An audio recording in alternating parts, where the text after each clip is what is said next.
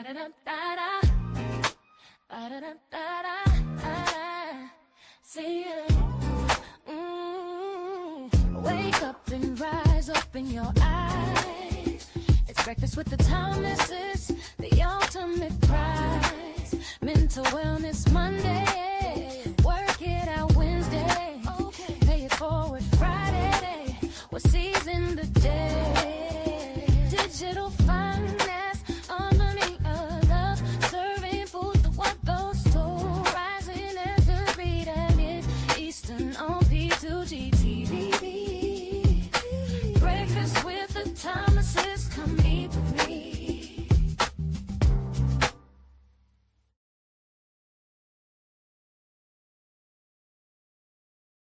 Once again, welcome to Work It Out Wednesday. Breakfast with the Thomases.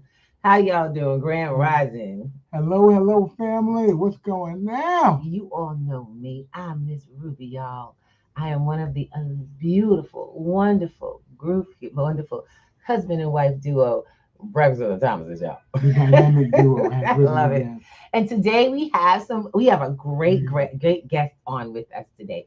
So I'm kind of gonna give y'all a little bit of taste of what it's like to be in the world of the breakfast of the Thomases when we're around the folks that make this world happen. So we're going to introduce you to a really great friend of ours, Mr. Cornell Green of 21st Century Commune IT Solutions. It's too dang early, man. It's too dang early. Go on, give us some love, brother. Hey. Well, first of all, Grand Rising, my good friends and brethren and sistren. Good morning to you and the Breakfast with the Thomases fan base out there, seeing us live or watching the rebroadcast. And it is my pleasure to be here this early in the morning. I'm actually kind of surprised. I'm actually conscious before the rooster crows. Well, one of the things we wanted to get with you earlier.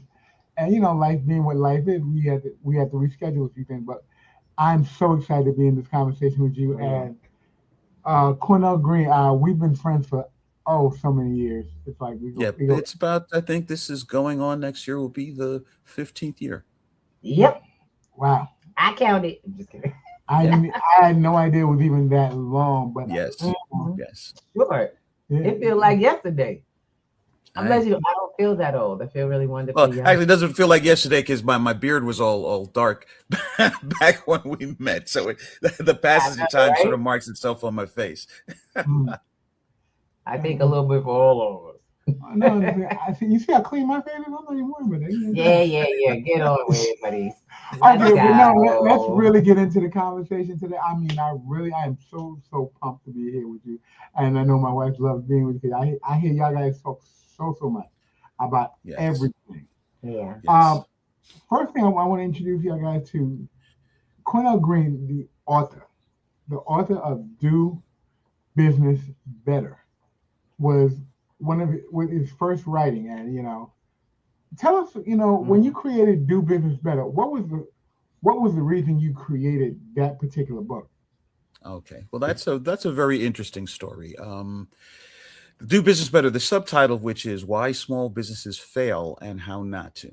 There's the first half of the content, and then there's why I put it into a book.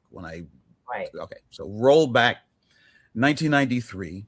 I was an unemployed musician living in New Jersey. I was 32 years old. I'd moved down there in my 20s to chase my rock and roll dreams. And as you can tell by the videos of mine you've never seen, how successfully that didn't go. My cousin, who I hadn't spoken to in 4 years, left a message on my girlfriend of 3.5 years answering machine telling me to give him a call. And I was like, wait a minute, he hasn't spoken to me longer than we've been seeing each other. What do you mean he left a message on your answering machine? So I feared that maybe it was some bad news. Maybe somebody died, and I hate to admit this, but I was like thinking, okay, look, don't let it be somebody that I care about too much. But basically, long story short, I'm just keeping it real. So he answers the phone. Hey, how you doing? Quite casually. He's like, okay, so it's not bad news. He asked me if I was working. I told him, no, I'm not working. I'm on public assistance. I'm riding a bike 26 miles a day, 4 days a week to get to community college. Why do you ask? He's like, well, I'm working at Lehman Brothers doing the hardware support for the servers, and there's an opening for Unix system administrator. I was like, okay, the only thing I understand about what you just said was job. I don't know what Unix is or what a system administrator is. What are you talking about? He's like, well, I think you should come get this job. It's like, well, you heard the part about I haven't worked in 2 years. Like, wow. International finance company's not going to hire me to do some technical thing so complex I don't even know what it is. Well, long story short, 5 interviews later, somehow in February of 1993, I started working at Lehman Brothers. That's what's up. Yeah, so I've been doing IT. Now, everything went lovely, some peaks and valleys. I mean, that first month was the first time the World Trade Center was bombed in February of 1993. I worked at Lehman for 4 years, worked for a year with a company that was flying forth to the Midwest, worked with Payne Weber for 4 years during the Y2K conversion, left that to work with a colleague of mine who I knew from my Lehman Brothers days. Right. And we were working at an office in downtown Manhattan, 80 Maiden Lane. And then September of 2001, we remember what happened there. And I had the unfortunate pleasure of being 5 blocks away from the first tower when it collapsed. So flash forward to 2006, trials and tribulations, had a bit of a meltdown due to the trauma of all of that. I get another call from this same friend of mine asking if I had been working. I hadn't been working in about 3 years. He says, you remember that place you used to go to once a week when you were working for us? Well, their full-time IT guy is about to leave. I can put you in the seat. Ooh, so it's like, oh, okay. So that was fine. And they ended up hiring me out from under his subcontract to the best salary I ever made, over 6 figures. I was IT manager. I was in charge of everything from the firewall to the desktop. I rebuilt their infrastructure. It was pretty amazing. And then came the subprime mortgage meltdown.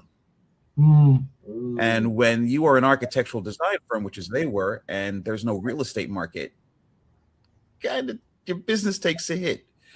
So I shot my resume around figuring I might have to take a little cut, but the first offer wanted me to be, network administrator, which is what I was. IT manager, which is what I was. They wanted me to also be network administrator. It's like, hold up. Database administrator. So wait, that's 3 and help desk operator. No, 4 jobs. IT manager, network administrator, database administrator for 80% of the one salary I had just been making so I was like, keep it pushing. Yeah, we good. But then the next 3 job offers that came in were exactly the same. And I realized, hold up a second. No, like I used to say, just keep it a real family. I was like, if you're going to work me like my name is Toby, I got to be the one holding the whip. Seriously. And that's why I formed this consultancy, 21st Century Human IT Solutions. And as I wrote in the introductory chapter to Do Business Better, 2 years of steady referrals almost ruined my business. Right. Now, why do I say that? Because before I got laid off from my last full-time job, I got a referral to my first client. It was an art gallery in Chelsea, here in Manhattan. And I got steady work. And I got referrals from them. In fact, I got second-generation referrals from referrals. And so for 2 years, I just answered the phone, did the work, and thought life is good. This is almost as good as before I lost the job. And then after 2 years, the phone stopped ringing. And I realized 2 things. A, I was not the one making the phone ring. And B, I didn't know how to make the phone ring. And I realized at that point that I had not been doing business for 2 years. Right. I had been doing work for 2 years, because whatever it is that we do, sell, or offer, that's not the business. The business is selling it to the next customer. Right. Because like I said, Mommy, where do customers come from? Well, they don't come from just sitting by and passively waiting for the phone to ring. So let's just say that 3rd year was kind of a very lean year. And actually, in that first into the 2nd year, that was when I met Ruby, because I was doing workshops at Harlem Business Alliance. Yeah. And Ruby attended one of my workshops. And you know, the rainmaker that she is, she says, "Hey, you and I should talk." And Right. we got together, and with a third colleague of ours, George Williams Jr., we formed a little consortium called Black Tech Initiative. And we were having a breakfast one day at George's and his wife's at the time, timeshare in the Berkshires. Right. And this is when Ruby dropped a little gem in my brain. She says, "Well, you know, you don't just have workshops, a series of workshops. You've got a curriculum." It does. And Actually, as I like to say, at that moment, I didn't know whether I should kiss her or kick her under the table, because it was like, you're not wrong. But again, like with Unix back in '92, I knew what curriculum was according to the dictionary, but I didn't have a teaching degree. So it's like, so I got to learn right. what a curriculum is and how to, and all that. So again, she wasn't wrong. I didn't disagree with her. And that is why now I have a online education website that I'm working on, going to Right. be launching next spring. I've done a series of workshops, and came out of writing that book, which was about the mistakes that I had learned in those 2 years, and why the subtitle is "Why Small Businesses Fail and How Not to." Is I Right. realized the mistake I was making from just answering the phone and not mastering the fundamentals of business. Because a lot of people think, "Oh, I'm good at what I do. I've been doing this for a salary for X number of years or even decades, so I can just go carry my little red wagon behind me and hang my shingle, and that should be good, right? And the customers will just come flowing in like magic." Nah, that's not how it works. Let me jump in here real quick, Cornell. I want to ask you a question. One of the things, and I find this to be your calling card, for lack of a better term. If it isn't on your calendar, it doesn't exist. And you speak Right. to If that. it's not on the list, it doesn't exist. Yeah, say it again so people are If it's here. not on the list, it doesn't exist. And what I was talking about is I literally live by my calendar. It's like, for those of you old enough to remember the old MASH TV show, and you had the guy Corporal Radar O'Reilly, and he would remind all the commanders of the thing what they had to do, like he was reading their mind. Well, my calendar is my Radar O'Reilly. I literally have no idea what I'm doing unless I consult my calendar. So I have to put it in there. And what do I say to you guys when you're talking to me and you say, "Let's do this and a third"? I say, "Send me a calendar invite." Because 20 minutes from now, I'm not even going to remember that we had this conversation. And I'm going to tell on myself here. I was supposed to be last week's guest. Yeah. But I didn't put it in my calendar.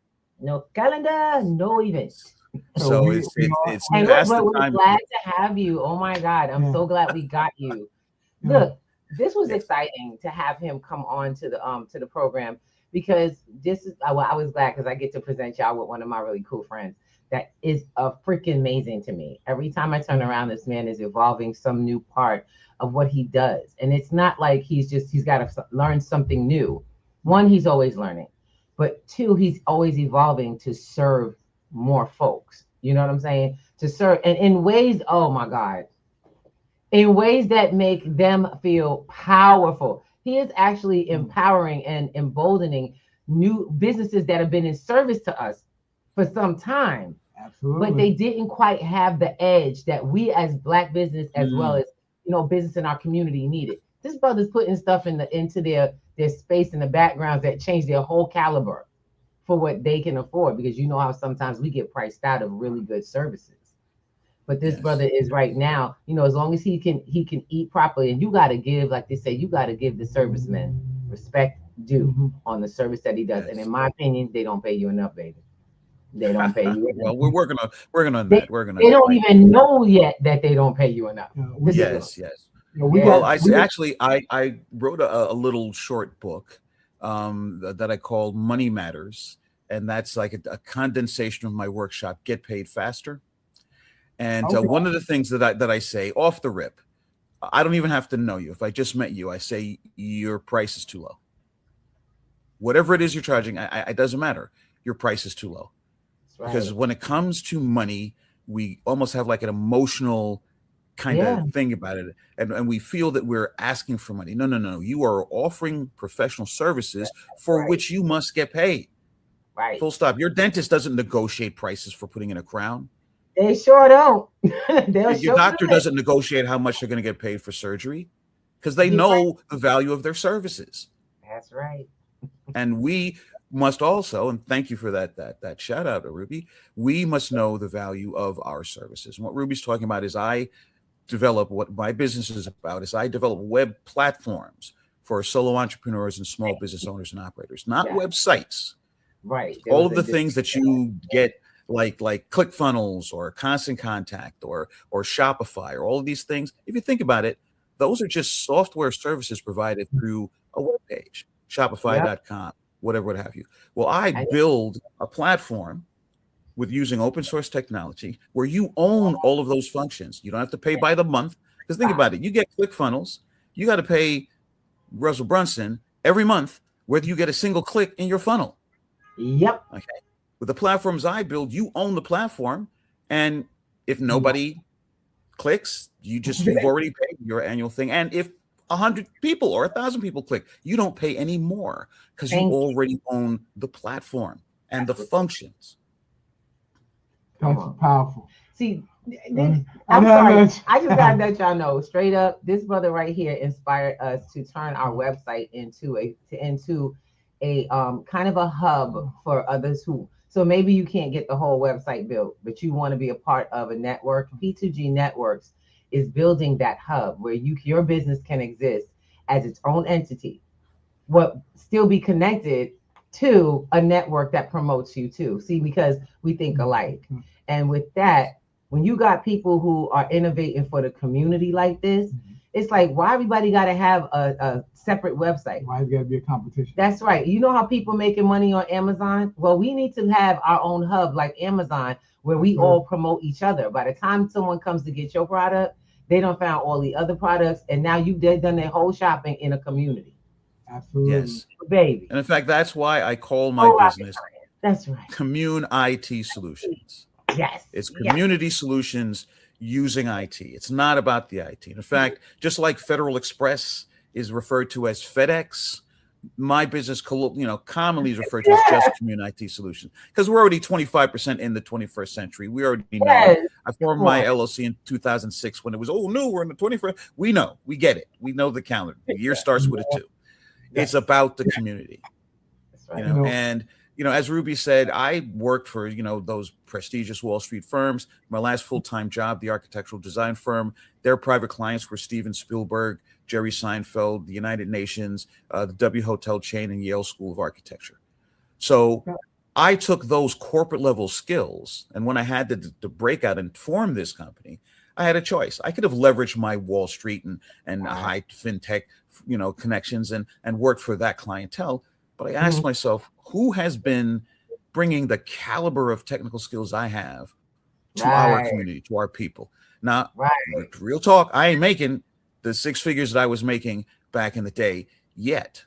Right. Okay. But it's not about the money. It's about delivering the value. And I believe that if you bring the value to the people, you will get paid for the value that you deliver. And in fact, there's a little slight promotion here. Al mentioned that Do Business Better is my first book. I'm currently working on my second book, which is entitled Born Again Capitalist. The subtitle is Run a For-Profit Business Without Sacrificing Your Soul. Because we see the political climate that we are here nationally and internationally. And somehow this wrongful message is that you have to be a hard-headed, heartless so-and-so in order to make that money. That is false, and that is a lie. And we know with the community, I don't want to give negative promotion, but here's the thing. Current administration gets in, many companies claw back on their DEI, including Target. But you look at Target stock value, okay, from February to April, it dropped like 25%, and it is still flat since then because we, the Black community, realize that if we have $1.7 trillion in purchasing power, that's right, then we take our money somewhere else. You don't disrespect me and think I'm gonna come in and shop on your shelves. Okay. Right. So now what we need to learn as the community is that $1.7 trillion of purchasing power is $1.7 trillion of investment power into our own community. As I like to say, ain't nobody coming because we already here. That's right. You always say it. We already here. Yes. We got this. The fact is we don't just have we don't have the purchasing power. We also have the choice. And as Yes, we begin thank you. make the choice, make those choices collectively, we can see the change we've been asking for. We've been told you don't have to beg for change, you just got to create it. You have to decide. So exactly. So let me Mr. Thomas has been trying to get a question out. Go ahead, baby. No. I really want we can talk all day. I know. I really want to. I want them to get a chance to look at the Failure Guy, the Failure Guy podcast. Okay. Are we using the clip? Yeah. Are you ready to run your clip? You want to promo the clip? Tell us what we're going to see. Well, let's throw over the clip and then we'll talk about what the Failure Guy is about. Okay. Cool.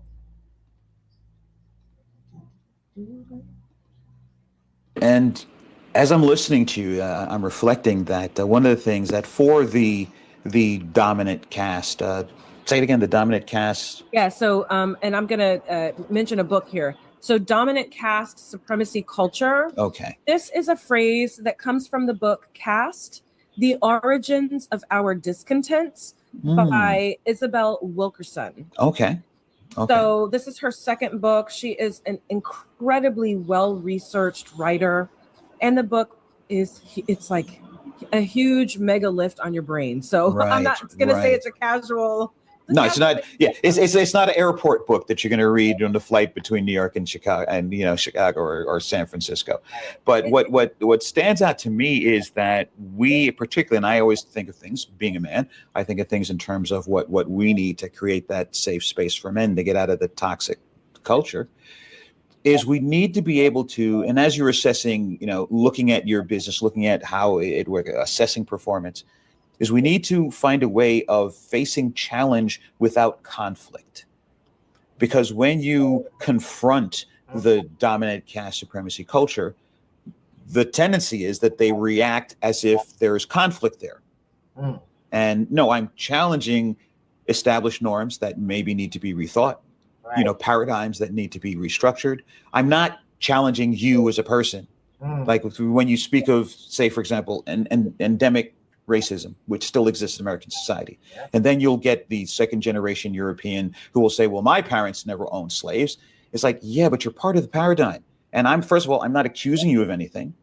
So I'm not looking for an apology from you. I'm looking for you to stop pretending that you don't see what is there so that we can restructure it.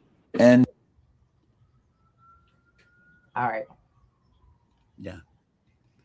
Talk to us. What was that about? That was deep. So that is a clip from my podcast, which is titled The Failure Guy. And I am Cornell Green, and I am the Failure Guy, where failure is an acronym that expands to first attempts in learning using real experience. And it occurred to me back in 2017. I was thinking that I wanted to do a podcast about failure, not about failing, but about examining failure. I mean, the subtitle of my first book, Why Small Businesses Fail and How Not to.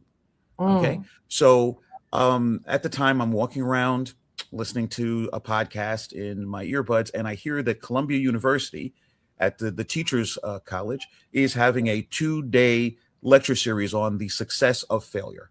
And I thought, okay, that's kind of kismet. I'm thinking about it. So I attended that. And then I talked to my brain trust about I was thinking of launching this podcast. And you would have thought I told people that I was standing on the ledge of a 20th story building's roof and I was about to jump. Oh, Lord. They're like, no, don't call it failure. No, Cornell, don't. You're so young. And it's like, you see the way you're reacting, just hearing the word failure.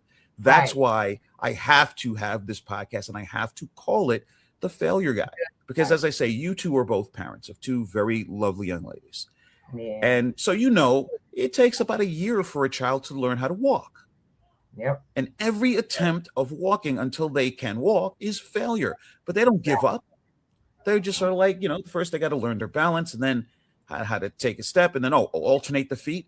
Okay, that's a good tip. And you ever notice, and I love this about looking at toddlers, you ever notice how kids learn to dance before they learn to walk? To walk, yeah. Music comes in and says, that's my jam. That's my jam. There we go. But I say, if children looked at failure the way adults do, we would all still be crawling on our hands and feet. Exactly. And the thing is, and you guys know from the work that you do with businesses, especially with the audience of this podcast, a lot of people, it's not that they try and fail. It's that they don't even try because of Yes. their fear of failure. Ooh, say that again. Yes, That. they do not try and fail. They Ooh. fail because they don't even try because of their fear of failure.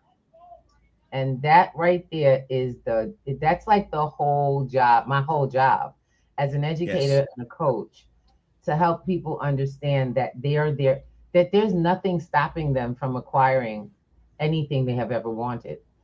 Everything that they've ever wanted has been on the other side of their fear, and their fear of it, something totally invisible, something made up.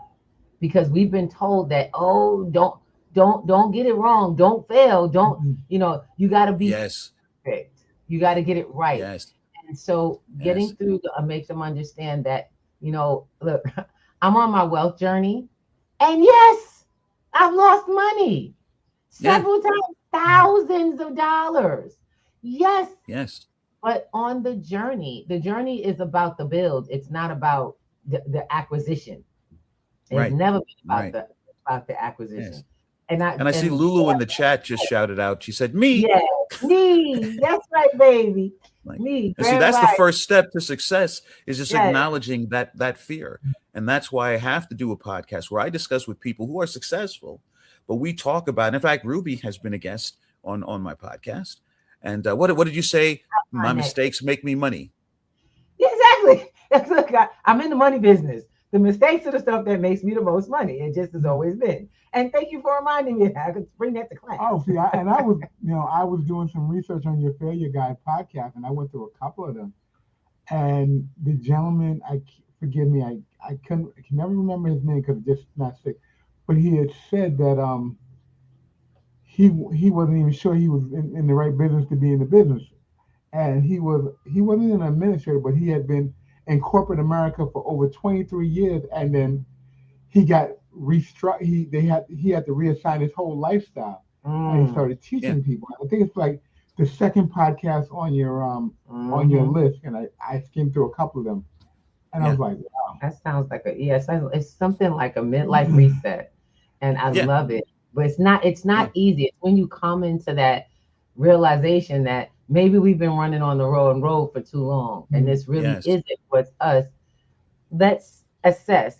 How many people are willing to stop and assess? Right. Babies don't assess their next move. They just try it. Yeah. See, because so many of us, we get caught up in thinking that what we do is who we are. Exactly. And so we get caught up in the identity of, I've been a burr. Because here's the funny thing. When you met me, Ruby, and in fact, I did some subcontracting, what I was doing in this independent consultancy was what I had done in corporate America, which was server support. Right. Supporting machines, physically supporting them, operationally. I worked for, of course, small architectural firms a lot because my last employer was an architectural design firm. Here's the thing. Why don't most small businesses have a computer in their offices anymore? Because everything went into the cloud. In fact, that's why I tell the tale. I'm sitting at breakfast after like the second year, the phone stopped ringing. I'm having dinner with some friends of mine from high school, and I'm crying in my beer back when I used to drink beer, and I'm saying, the phone's not ringing. I'm not getting any work, and people keep asking me about this website stuff. And my friend sitting across from the table says, "Well, Cornell, you've been working with the web since it existed, and you used to have to download this software and compile it from code." I was like, "Yeah, but I'm not like a web designer guy." And they said, "Hold on, let me get this straight. Let me see if I'm hearing you right. You're complaining that you're not getting work, right? Yeah? Right. And people are asking you to do something that you can do, that they will pay you to do, and you're saying no." Exactly. I love telling this story because I literally, the next words out of my mouth was, "So I should say yes?" And the reason why I mentioned that this friend was sitting across the table from me was because they were the kind of friend, had they been sitting next to me, they literally would have slapped me in the back of the head and say, "Are you stupid? Did you not just say yourself? But those are the real friends. Take the money." Thank you. So, I have this thing that none of this was my idea anyway. So much of the milestones in my life actually were somebody else's idea. Remember I mentioned that I was in New Jersey trying to be a musician, playing the bass. It wasn't my idea. I met a kid from New Jersey, a white kid from Monmouth County, New Jersey, Bruce Springsteen territory, in 1978. We were campers in upstate New York in Saugerties. And he talked me out of sheer exuberance. And he's like, hey, you got a nice voice. We worked out some songs. We did some harmony together. He says, I'm looking to put a band together. It's like, that's nice. Good luck with that. He's like, I'm looking for a bass player. It's like, hope you find one. He kept telling me this story about the Grateful Dead, how they met their rhythm guitarist in college, taught him to play the thing. It's like, yeah, okay, what's that got to do with me? I've never played the bass. I've never thought of playing the bass. And he just, through just dogged exuberance and, optimism, finally, I just said to him one day in the commissary as we were feeding our campers, I walked over to his table and said, okay, dude, I'll play bass in your band. Remember, he lived 60 miles away from me. He lived in Oakhurst, New Jersey. I lived in Brooklyn. I figured I'm never going to see this guy again after this summer. But I says, dude, I'll play bass in your band. Just never tell me that Grateful Dead story ever again. And the funny thing is, he only told me that story maybe, if even, a dozen times that summer. Wow. I have since told the story thousands of times in recounting how I ended up becoming a bass player. That was a pivotal point in my life. The chasing music wasn't successful, but living in New Jersey, I wrote a column for an Asbury Park newspaper for 5 years. I was a spoken word poet. I did some amateur stand-up comedy. I was a political activist. I worked with two women who called themselves the Monmouth County Coalition for the Homeless. And we got, this is the end of the Reagan era, the beginning of the first Bush, the perestroika, glasnost, the fall of the Berlin Wall, the end of the Soviet Union. So now they're downsizing the U.S. military. And Fort Monmouth was a very big military base, which now there's not a lot of people there anymore because we don't need this big standing army. So these two women, a Catholic nun and a retired lawyer, went to the freeholders, the heads of that whole, the politics for that whole county of 14 municipalities. And they said, look, you got empty barracks on Fort Monmouth. It's a fort, so it's secure because there's a guard at the gate. You don't have to spend any money. One barracks is the men's shelter. One barracks is the women's shelter. Don't say you can't do something to intervene for the homeless. You don't have to spend any money. Wow. And they got it done, and I was kind of like their secret weapon because I would go with them and speak at the freeholders thing. I would usually be the last person to speak. I would sum up the NIMBY, the not in my backyard objectors, the people who are advocates. And then at one point I got to say, oh, and by the way, I'm a homeless person myself. Because at the time I was living in the basement of the retired lawyer. And they're like, wow, listen to this guy. It's like, you're so articulate and well-spoken. And because I sort of did that as like a magic. It's like, see, I know what you think a homeless person looks like and sounds like. Right. Exactly. But I'm a homeless person. Yeah. So if you're saying that you can't do something I'm here advocating on the behalf of these people. And that was one of the things I was most proud of, was working with them to get that done. And so you never know what you can do. It's all about having the initiative and always have a brain trust. Always have a brain trust. That's why I'm so glad to be here with the Thomas. Say that with that, because I love when you say that. Tell people what a brain trust is. Okay. I like to have a saying. I say, I'm so glad my mind consists of more than one brain. And as I recounted earlier, I am doing my own workshops. I have my own educational content because of just that one conversation over breakfast. And Ruby says, no, you don't just have a loose string of workshops. You've got a curriculum. My brain trust is those group of trusted friends and advisors who I run things through, who feed the ideas. They're the other brains of my mind that give me the ideas. Like, hey, have you ever thought of X, Y, and Z?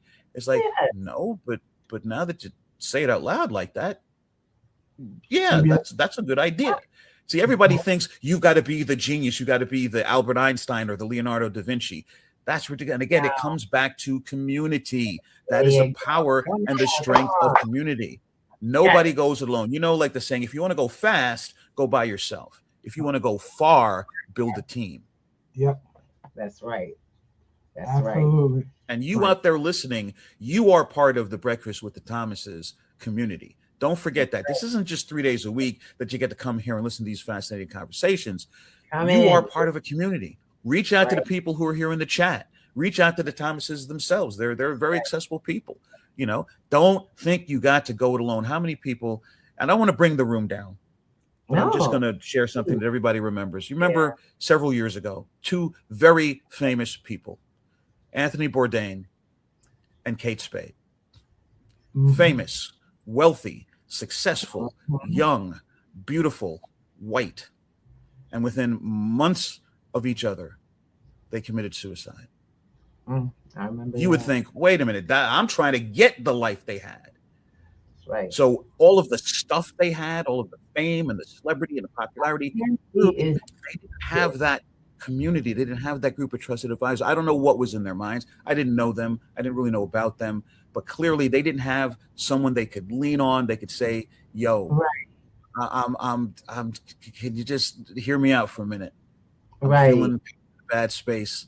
And I know you know me. You know me for real. You know I'm not the person up there on the posters and Entertainment Tonight or the news blurbs or whatever have you. I'm going through it.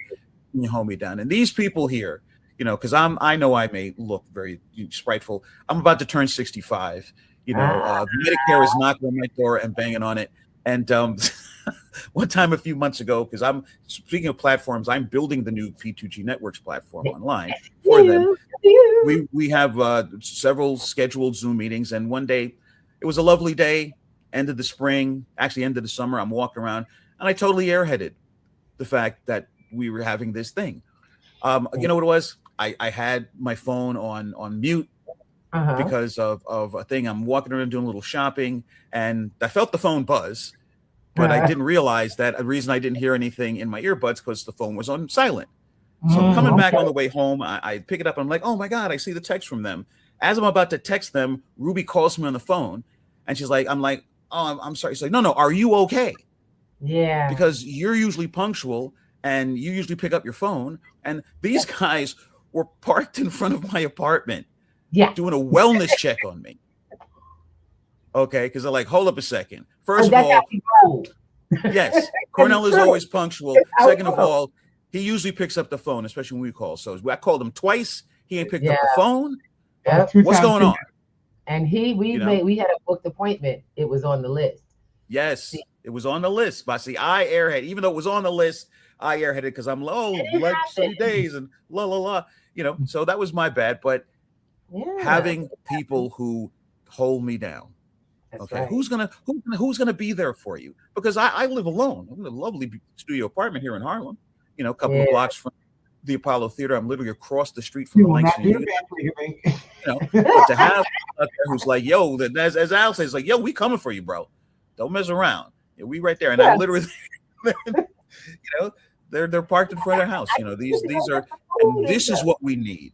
This is what we need. We need that community because money, like I say, money is just an exchange of energy between two or more human beings. If you've got the community, if you've got the personal integrity, if you understand the value that you have to offer to your community, you can make money. Money is the easy part. As these folks talk about, how do you go from money to wealth? That you have to have integrity. You have to have a community. You know, one of the things I posted this a couple of years ago on Facebook, and most of my friends, as you might imagine, are kind of, if you want to say politically, a little left of center. I posted a simple sentence: "There's no such thing as a self-made billionaire." Thank you. And would you know that most of the pushback, the harshest pushback I got was from my left-wing friends? Well, what about Oprah? What about this one? It's like, hey, no. And here's the thing again. This woman here. This is when the first year we were knowing each other. Now I remember I worked for corporate IT, you know, for since my 30s into my 50s at that point. Now I'm going independent. And she dropped a simple concept on me that changed my whole approach to business, to entrepreneurship, to everything. She says, you know that you are part of the community that you do business with. That's right. See, I was thinking, me vendor, you customer, never the twain shall meet. And it's like, no. And it better not be that way. You ain't going to succeed if you have that sort of separatist. And we see that's what happening to corporate America, bleeding everybody dry. You know, the Dow Jones is going up, but how's your economy going? Yep. Has your economy increased 250%? Has your salary increased 250%? I don't think so. So telling me that the Dow Jones is up, I don't care. Yep. That does not affect me and mine. We are in a community, like I say, ain't nobody coming because we already here. We are all we need, but we have to change our mindset, which is what Prove it. these guys work on, Yes. especially. So talk about that mindset. Talk about the importance of that and why you guys do what you guys do here. We just got to jump in some house rules, so we got to let people know, look, we do, Cornell alluded to, Anthony Bourdain and Kate Spade. If you're feeling that way and you're feeling triggered about the conversation that's going on, there's a number, either 988 text you can do, or you can just dial 988. And then your cell phone. Yeah, we at P2G, we have a list of stuff that's in the New York City area. If you need to call anybody, and we can find out if you're not in New York, where you are, where your resources are. So if you feel triggered or you feel like you need to reach out to somebody, we are very serious about this. You just have to reach out to us directly. Text us. We have contact on Facebook, all the social media, Instagram, Facebook, LinkedIn, you name it, we can get it. And even on our website, if you have to text me directly through the bot on my website, you can do that. The current one, not the one that's coming, because that one's bad. Yes. And we invite you in the door. This is a family program because we are family. Every one of us. When you come into this space, you at breakfast with your family. So be here with us, I told you guys yesterday when I was on this thing, come sit at the table, watch the golden nuggets fall. And that's all you've been getting this day, is Grand Rise. The nuggets are dropping across the table. He hit 4 or 5 major points that are that looms with what you should be thinking about when you're doing business, And to answer Cornell's question about asking me about our mindset. One of the most important, I had to learn this ahead of time. I was struggling in the very beginning of this journey toward financial independence, really what it is. The financial literacy part didn't even occur to me. We run from the word literacy. Don't ask me why people run from the word literacy. Because our best experiences are always found in our learning. You have so much fun when you learn, but because we have that fear of that failure, we think that learning and failure are a thing. No, learning is failure. That's the whole process of learning. You don't learn till you do fail, and then you get back up and do something, and then it happens. That's called learning. People think it's what you read, what you take in. I teach you guys, no, it's what you put your hands on. I like clay because when I was a kid, we used to like to play with the clay though, because we would mold things, and it would be anything we want. That is your life today. You are molding things, but most of you guys won't put your hands on it because you're afraid someone told you it'll break. You could break it. I used to fix Cornell and I, when we connected, we also connected on tech part because I opened a tech company. After I got to the point of daycare with my kids, I decided to go into tech because I love computers. I love the idea, I also was told that same thing everybody else was told. You get a computer, you make a lot of money. And it didn't happen. So I had to go figure it out. I had to get some education. And I not only did I want to educate, it inspired me to want a business, not just a job. So my mind, I was evolving. I started recognizing that I thought a certain way. I had a certain environment I was exposed to that actually caused a limitation of my process. No one understood my tech process, so I need to find some friends. And gotta say, and thank you, Ebony Washington, talking about we need to upgrade our friend group, because you do. You have to your friend group. If you don't like where you at, you're gonna have to change your location and the people in. I remember talking to you, and you said to me, if you're the smartest person in your group, you're in the wrong group. You're in the wrong group. And I said, wait a minute, but and I'm speaking from my thing. I'm thinking if I'm the one in the group giving the information around, and I'm thinking I'm helping the other person, all you're doing is slowing them down, because some of them have this already always listening to you as the know-it-all. So you need to move on to the next group, and that's what I had to learn. Hanging out with these. Fam, don't get it twisted. We're not saying to leave people behind. No, we're not saying to be judgmental or to adopt the superiority mentality. That's not what we're talking about. You are the energy that you surround yourself with. Exactly. And surround yourself with success-minded people. If you got a bunch of people who all they want to do is talk about why they can't, and that ain't going to work, and I tried that before, and that ain't never going to happen, Then are Yeah. you surprised that 5 years later you're still stuck on stupid? Yeah. You know, surround yourself with people who are positive, who are uplifting. I tell you, you cannot imagine the positivity that I get. I don't necessarily get assistance from what it is that I'm doing by Right. my friendship for almost 15 years with the Thomases, but the fact that they see me as a person who's already successful. And Yeah. that allows me to see myself, because we are, remember, human beings are the reflection of who we are in our society, in our context. Think about it. Right. You have someone that's in prison, whatever they did, multiple life sentences. They ain't getting out. They're going to die in a jail cell. What do you do to punish that person? Mm. You put them in solitary confinement. Mhm. Okay? Because they may think that they're a bad mofo, but you're only a bad mofo in context of other people. That's right. When you got nothing but four walls and your own reflection, who are you? How bad can you be? Actually, you're nobody. That's right. So That is we it. are who we are in the context of who we are. That's why family is so important. That's why friends are so important. But they've got to be people who encourage you to get out of your limiting beliefs, your down talking, because let's face it, we are our own harshest critics. We can find 527 reasons why we can't, why we didn't. You did this before. This is who you are, and try to give them one reason why they can or they could, and they will argue you against their own success. Yeah. Exactly. Yes, So we have to surround ourselves with people who will not allow us to play ourselves small. And that is the importance of community. And that's why it's the fundamental Community Solutions. That's why I named my business with that, to remind myself constantly that I'm not here about the money. I'm not here because I can make money. It's technology. But I want to empower and uplift my community in the process of doing money. The money will come to me. That is not the issue. I've already made the six-figure income, so I know I can do it. And I'm a self-taught tech person. All I have, I don't have a college degree or anything. I've got my Stuyvesant High School Regents diploma, class of 77. But, and as Ruby says, I'm always learning.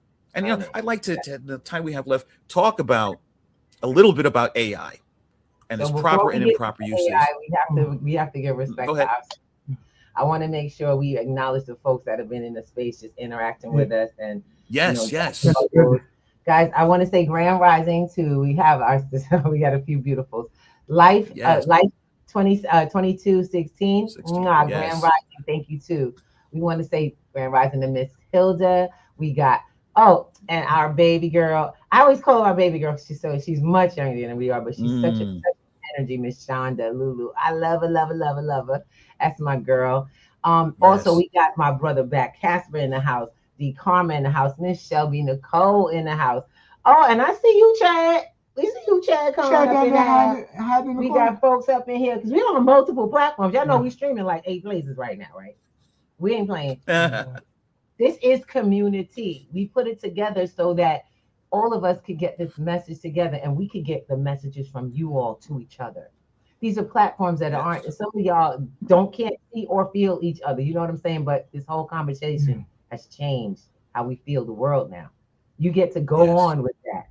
And that's the experience of P2G. I'm like, we created P2G because, I hate to say it, I've always been the kid that wanted to create the group so we could keep growing and have fun. I like making new friends, and I love building with new people. Okay, so we invite you all to come in. We actually have some free spaces if you want to come hang out with us on Telegram. We have a new class that's up right now. Session 10 of P2G Digital Financial Literacy is out, and we want you guys to come on in the room. What we're helping people do is get past the mindset of what happened. Oh no, you got me the mindset. 1 second.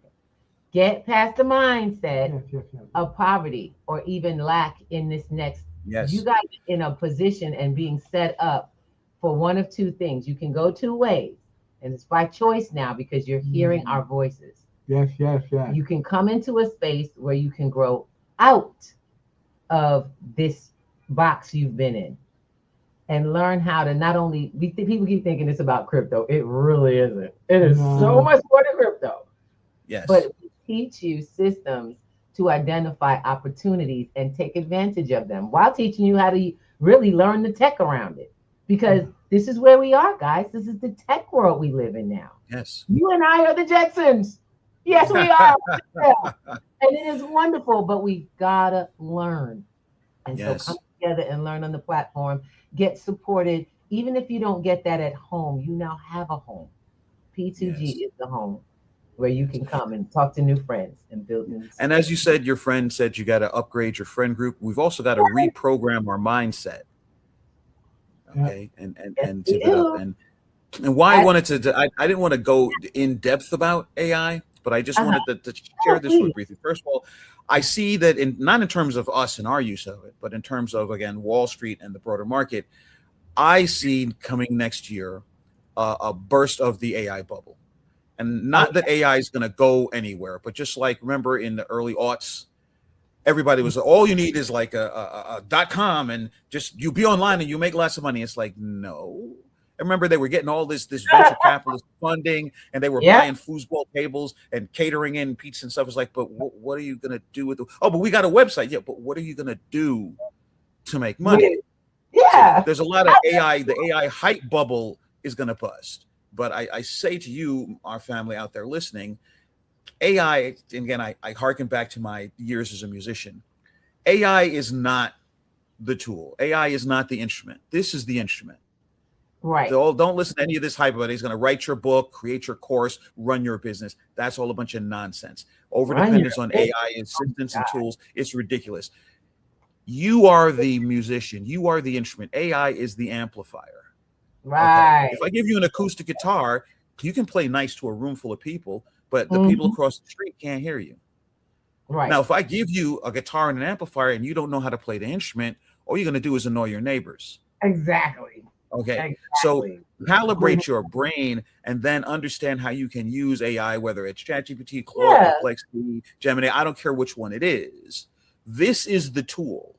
Right. AI just gives you the ability to augment and to enhance, to do the things that your brain could do anyway, but in minutes instead of months. He said that. Oh my God. So okay, guys, we do every Tuesday. There's a for our platform, there is a study hall. We did a study hall. Do you know we put them into Notebook LM? That's what study hall was around yesterday, and that you actually it blew their mind. Yes. But the idea was they learned that you have to take your concepts to put into it, so that you can break down certain things that might be a little more complex in simple forms for us to keep building on. And it takes sources. You gotta find. It doesn't find you sources. You gotta know what you want to do with it, and that's not gonna come from the AI itself. It's like, hey, I want to build $1 million. I want to make $1 million, and in the tech or in AI, tell me how to make $1 million. AI is not going to tell you how to make $1 million. You need AI. The prompt. You got to put it together, honey. You got to have the foundation. Yes. And thank you, Ruby, because that is, in my opinion, that is probably the best tool for entrepreneurially minded people and people who are looking to level up their game and reprogram their brain.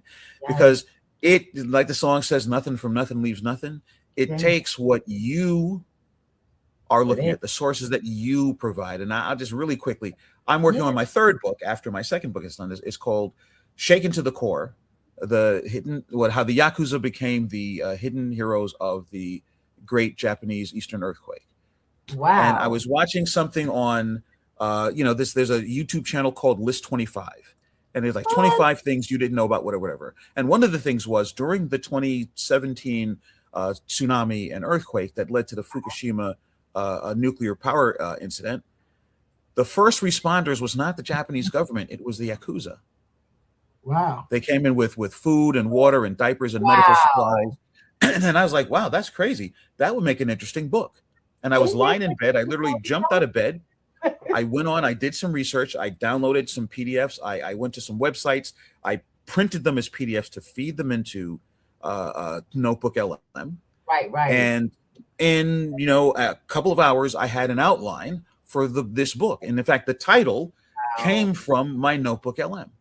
But I didn't say, write me a book about that. I still have to write the book. The book. But what it did, and it gave me ideas and concepts like there's predicted a fifth wave of crime that's going to come by 2040, which is going to be crime goes digital. It's going to be digital. It's going to be electronic fraud. It's going to be real estate scheme. And electronics and AI gives crime the ability to go transnational. Okay. But also it's exploring the gray area, that there are some places in Japan, in China, in Russia, here in the United States, where the best assistance that the citizens get are from the criminal organizations. Wow. Because they work more directly with the people. And it's kind of tragic, but it's true across the globe, where the criminal organizations actually care more and intervene more directly on behalf of the citizens than the so-called government does. Now, this, trust me, I am not saying that government is invalid. I'm not saying all become crime bosses. I'm not saying that. But I'm saying that I was just thinking, this is an interesting thing that happened, that the Yakuza were the first responders. But by feeding it these sources, thousands of pages that I would still be reading, and then it gave me the insight to now know, because I was like, that's an interesting book. But at the time, what is the book? Because just writing about that, that's reportage. That's an article. That's not a book. Right. But then I asked, okay, so what are the other organizations? I didn't know that the Bratva was the equivalent in Russia. I didn't know that the Yakuza actually are not pure Japanese people. Most of the Yakuza are Japanese Chinese people or Japanese Korean people. Because you know how Japan is about the pure bloods. Basically, they say Japanese are the white people of Asia. So they were the outliers. They were the outcasts. The same with the Bratva. It's always the outcasts that they have to do the gray market things that are put down and put upon by the people, you know, by the official, by the rich, by the wealthy, by the politically involved. And then they got even here in the United States. You're not giving away your book. Y'all get the book. Follow Cornell. I ain't worried about it because remember, that's just ideas. Ideas don't make the book, just like AI didn't write the book for me. It just gave me the outline of the book I'm going to write. And if somebody else wants to write a book on the same topic, I'm not scared. There's not one book on math. There's not one book on computers. There's not one book on web technology. And see, this is the other thing we have to get past. Remember, coopetition. This is a phrase I got from George Williams Jr. Okay. My people who do what I do are not my competition. I do web development. I cannot develop a web platform for everybody that needs a web platform. So why would I try to act like, see, this is the thing why I say born again capitalist, get away from that monopolistic mindset that I must dominate the market and crush the competitors. No, because when things are booming, you need overflow partners. When you get so much business, I got to have a trusted colleague. I'm not going to refer my client to some chump. We're just step one. We don't. So when I tell people is I'm just one source. I've made partnerships with others to be able to have you go to, and I'm constantly connecting with others because I don't want you all stuck in my class. Y'all can't all fit. We got 20 people now, and I'm like calling folks going, hey, straight up, I got some folks that need to get on your level. I'll be upgrading some people in their education. They ready to come to you.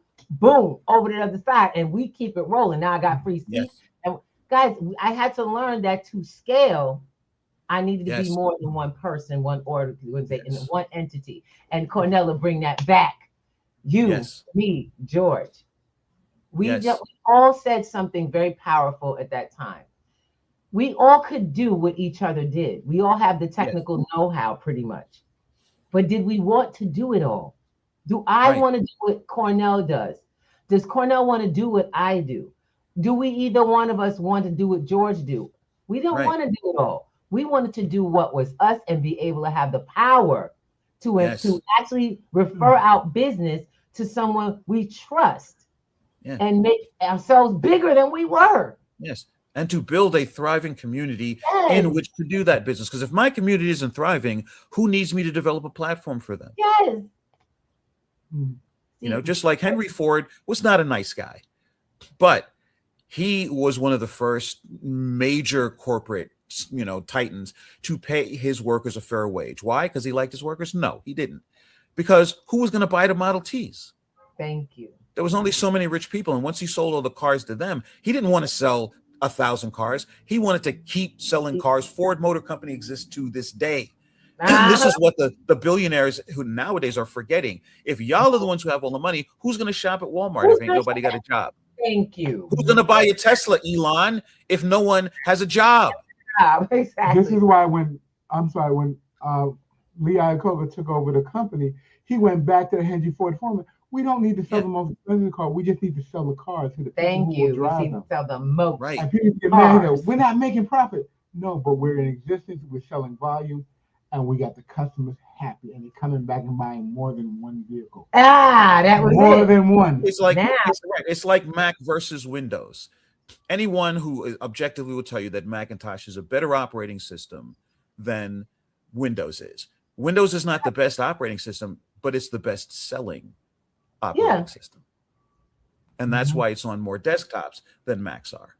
Because Bill Gates was like, I'm not trying to be the best. I want to be on, every desktop that's out there. I want to be in businesses. I want to be in homes. I want to be in schools. That's how he made his money. Thank you. He wanted it in the most places. So he took, in my opinion, on Roy Kroc. Roy Kroc was like, I ain't got to have the best burger, but I want to have the most burgers sold. And so we need more real estate. And that's what Bill Gates decided. He needed more real estate, more desktops to put his desktop on. Absolutely. Yes. And he did. Yes. And remember what McDonald's used to do on their signs? They would post how many billions of hamburgers they sold. Yes. It wasn't about the quality. It's like, yo, see how many y'all ain't sold no billions of hamburgers, but we did. And see that number keep going up.